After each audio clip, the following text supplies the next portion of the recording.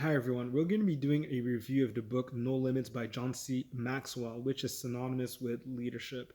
And I just found it right from the beginning something very interesting to cover because John C. Maxwell here enables us to focus on our strengths and equipping ourselves to do better with our strengths by focusing on what limits us, but not on focusing on our weaknesses. Meaning, what do I need more of instead of, well, let's see what you're not good at. That negative dialogue that we already have with ourselves is always going to enable us to understand that, you know what, I don't have a good track record with this thing I'm trying to improve. And no matter what we tell someone to do, it's just like, but I have no legs. It's like, it's going to be very hard to jump. But if I told you, well, let's crawl to the top, it's like, I've done that my entire life. I could do that. But you're crawling so much that you end up being able to use your legs in a way where now you're able to jump because you got yourself to practice using something that you weren't practicing enough. And I think that's the best way I could kind of explain it.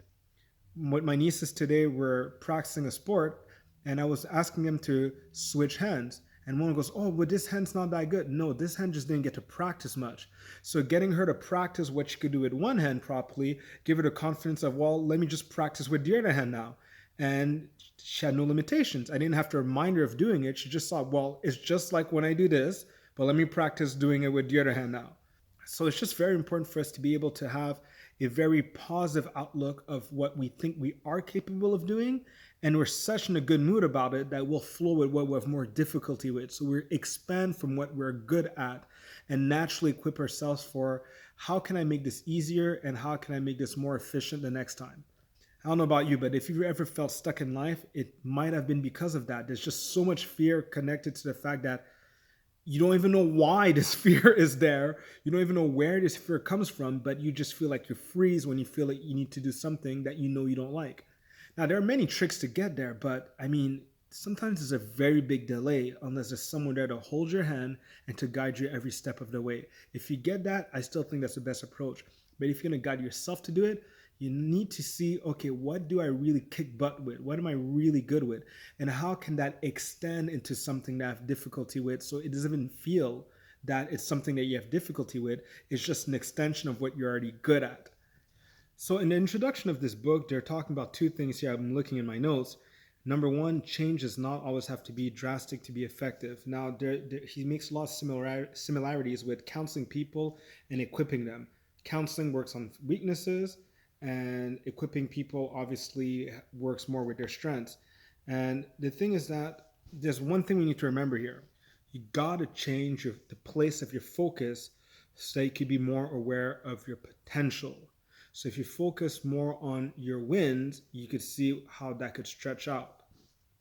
If you focus on your weaknesses, you're going to be focusing on what you're afraid of failing in again. It's just a completely different mindset.